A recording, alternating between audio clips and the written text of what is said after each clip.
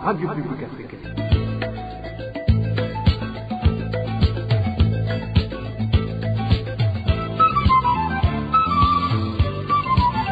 Radio Publique Africaine.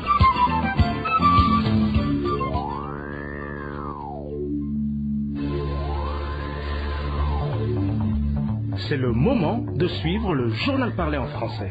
À la présentation, Onésime Douchimakité.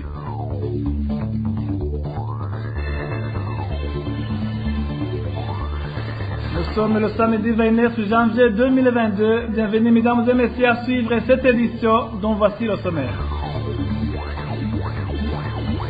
2 personnes sont mortes au chef-lieu de la province de Moaro l'après-midi de ce vendredi. Il s'agit d'un militaire qui a tué une personne par balle et s'est à son tour suicidé également par balle.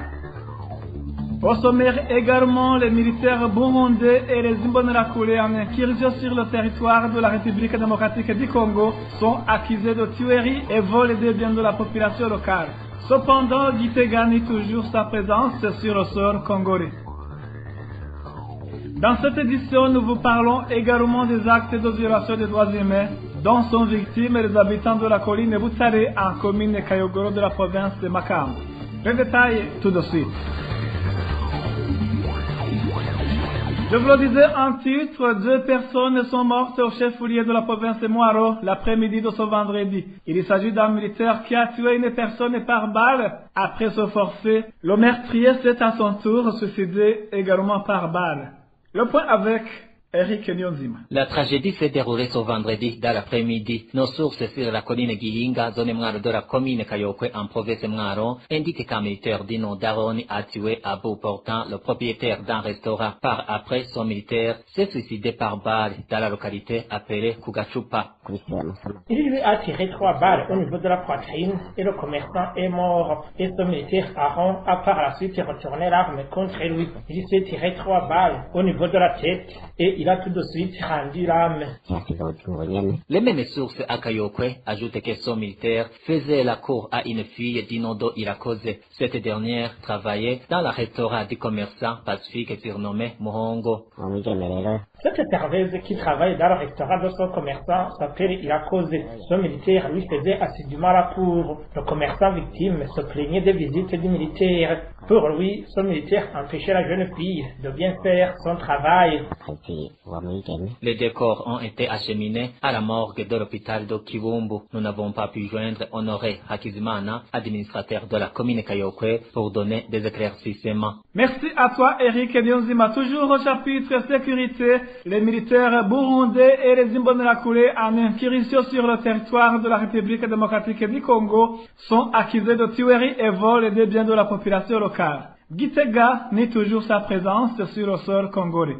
Le détail avec Eroge Divelemesh. Cette semaine, des affrontements se sont déroulés dans les hauts plateaux du Sud Kivu, en République démocratique du Congo. Une alliance formée par des militaires burundais, des Imbonerakure et leurs alliés congolais ne cesse de tuer des citoyens. Dans les affrontements qui les ont opposés avec l'armée congolaise FARDC, ce vendredi, dans la localité de Kagungu, 3 civils y ont été tués. Il s'agit de 2 femmes et un enfant. Avant que cela ne se produise, les militaires burundais et les Imbonerakure sont accusés d'avoir vandalisé les ménages de civils. La société civile congolaise précise qu'actuellement, ces militaires et jeunes affiliés au parti CNDD-FDD menacent la sécurité des civils alors qu'ils disaient que leur objectif est de traquer les combattants du mouvement Red Tabara. Les affrontements s'intensifient parce que les Imbonerakure là maintenant commencent à s'attaquer à la population civile parce qu'il y a des affrontements depuis avant-hier et hier. Mais avant-hier, ils étaient tombés dans une embuscade des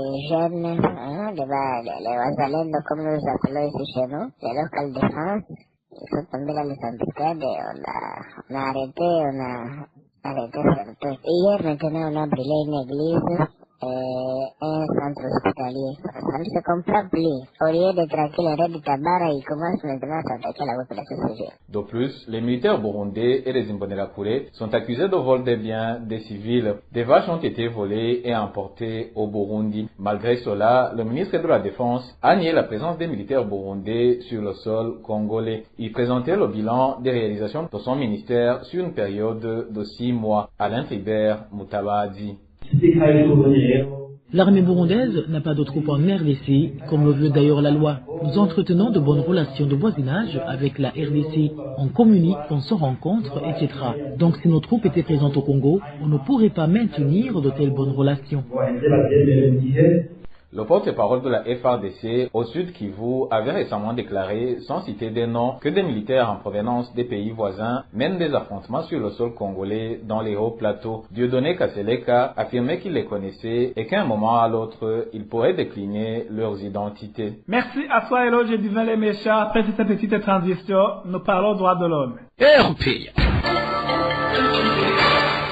Je vous le disais en titre, les habitants de la colline Butare, commune Kayogoro, en province de Makamba, dénoncent les actes de violation des droits humains dont ils sont souvent victimes.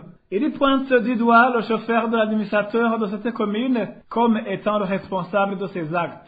Les plus ciblés sont les membres du parti CNL, victimes de leur appartenance politique. Le point avec Elvis Nyomungere. Ce chauffeur de l'administrateur de la commune Kayogoro, accusé de persécuter les habitants de cette commune, surtout les membres du parti CNL, est connu sous le nom de Gilbert Ndikuliyo. Ce vendredi, accompagné de 10 Imbonerakure, ils ont malmené un membre du parti CNL, prénommé Meshake. Ils l'ont accusé de jouer au jeu de hasard, alors qu'il jouait au simple qualité avec un Imbonerakure qui n'a pas été inquiété. Notre ressource dans cette commune indique que Meshake a été également soumis à une amende de 10 000 francs burundais. Il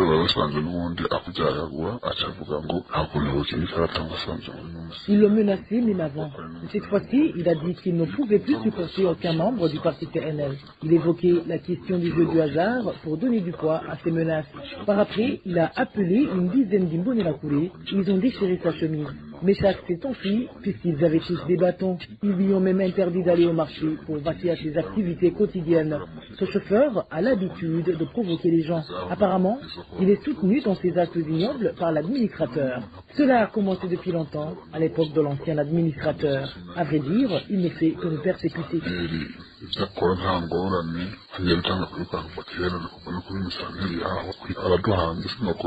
Les habitants de la commune Kayogoro ajoutent que ce chauffeur de l'administrateur est accusé d'autres différents forfaits commis à l'endroit des membres du parti CNL.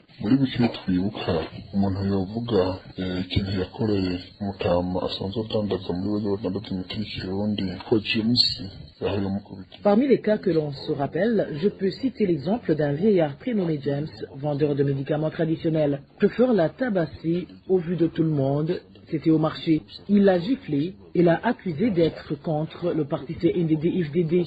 Pourtant, il n'a jamais été inquiété. L'autre cas est celui d'un membre du parti CNL nommé Nzayo Maze. Il l'a également battu et lui a fait savoir qu'il devait renoncer au parti CNL pour que cela cesse. Un autre cas concerne un certain Eric Ndairagidje. Il a interdit à une fille qui lui devait de l'argent de le rembourser, arguant qu'Eric est dans le cercle des CNL.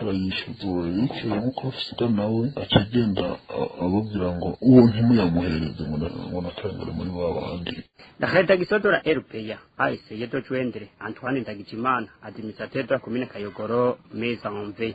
Merci à toi aussi, Elvis Nyomungere. En page éducation, les enseignants de l'école fondamentale La Clairière de Mutanga Nord, zone Gihosha, commune Nahangwa, à mairie de Bujumbura, réclament leurs arriérés salariaux de 3 mois. Des arriérés qui favorisent le durcissement de leur vie quotidienne, surtout le retard dans le paiement des dettes contractées auprès des banques commerciales.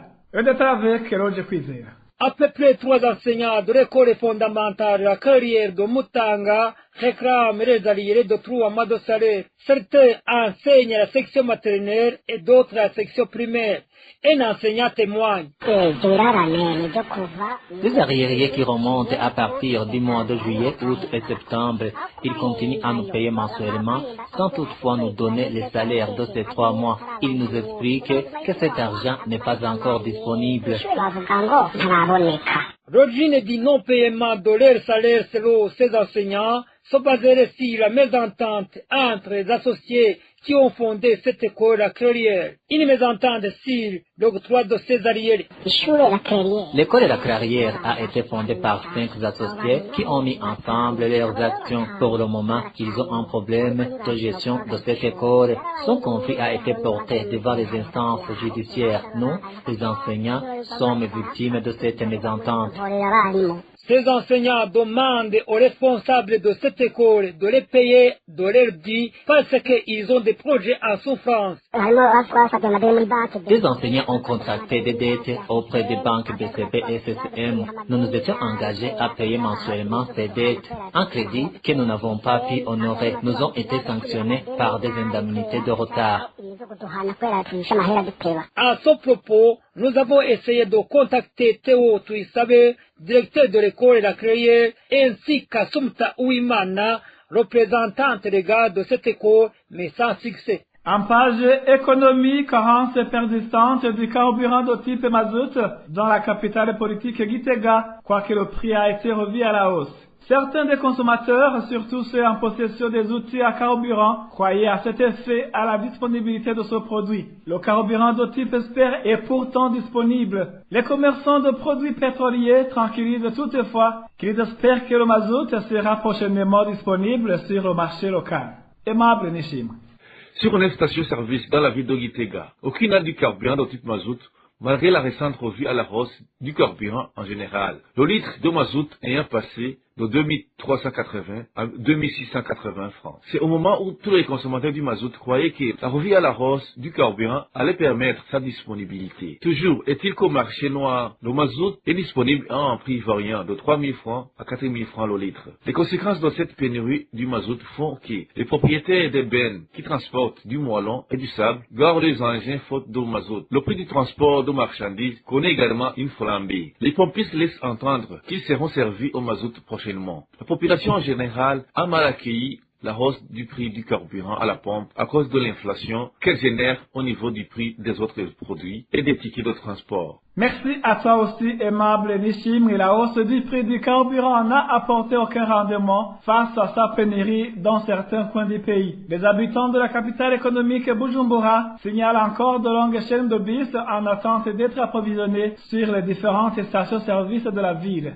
Les détails avec Francine Mahor. Le manque du carburant persiste et présente des conséquences fâcheuses pour les transporteurs des personnes et des biens à mairie de Bujumbura. Les habitants de la mairie font savoir que malgré la majoration de 300 francs burundais par litre au prix initial du carburant, aucun changement ne s'observe par rapport à la situation antérieure. Le mazout reste jusqu'ici introuvable à mairie de Bujumbura. Nos sources signalent de longues chaînes de véhicules aux différentes stations pour s'approvisionner. Un conducteur témoigne.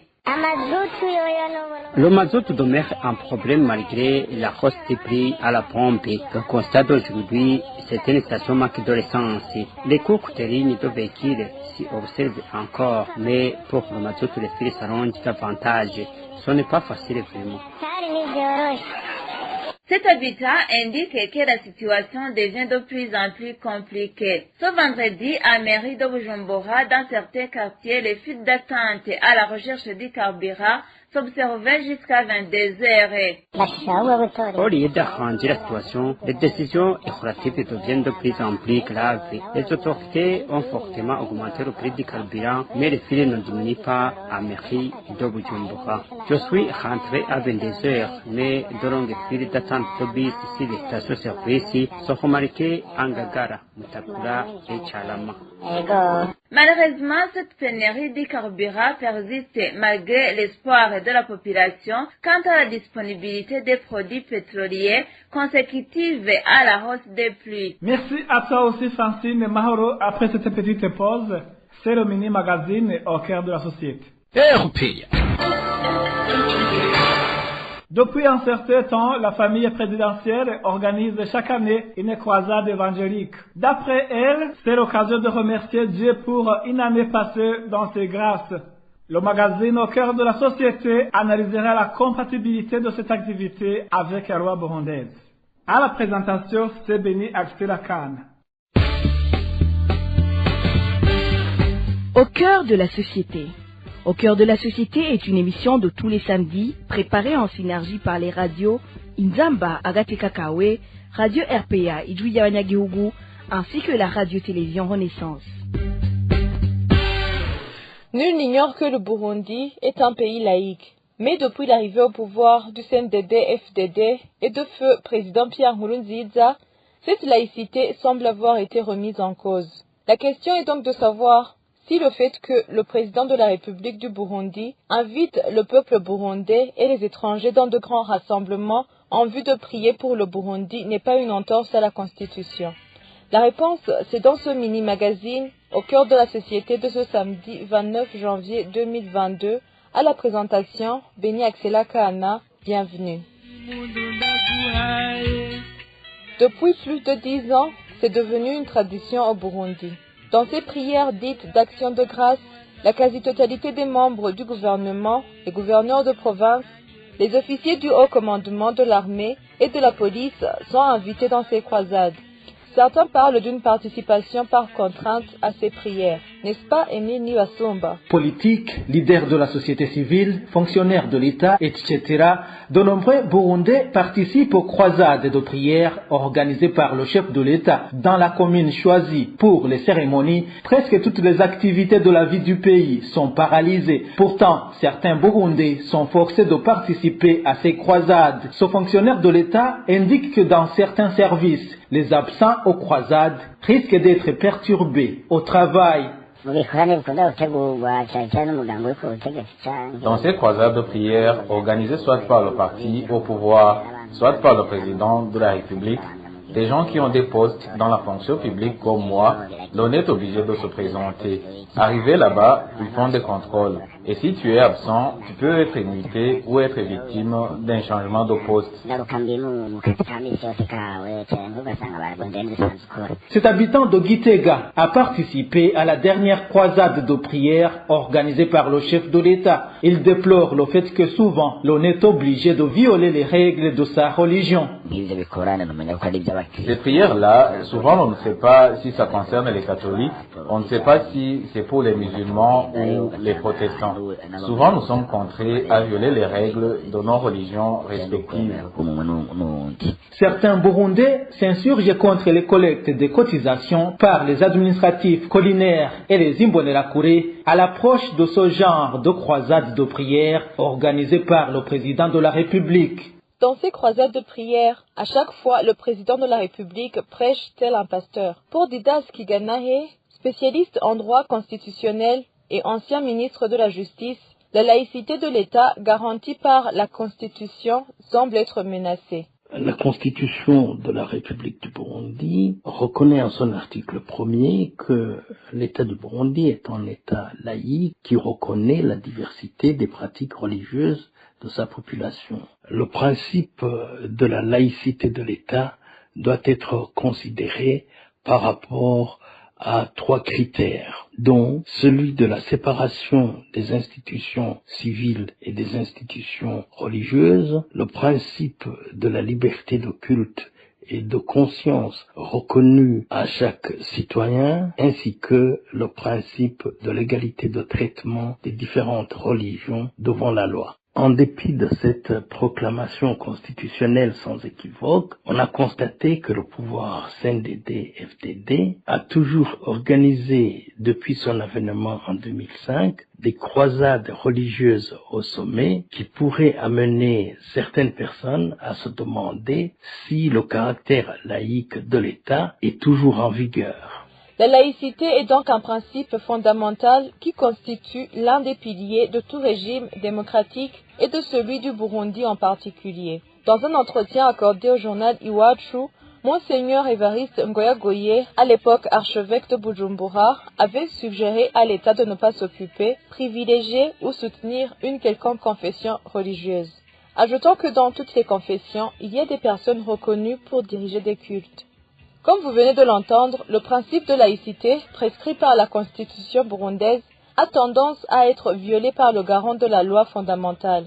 Pourtant, dans chaque prestation de serment, pour accéder à la magistrature suprême, le président jure fidélité à la Constitution et à la loi. Voilà, c'est ici que prend fin ce mini-magazine au cœur de la société. Rendez-vous samedi prochain pour un autre numéro. Béni Axela Kana était à la présentation. À la prochaine. C'était l'émission Au cœur de la société.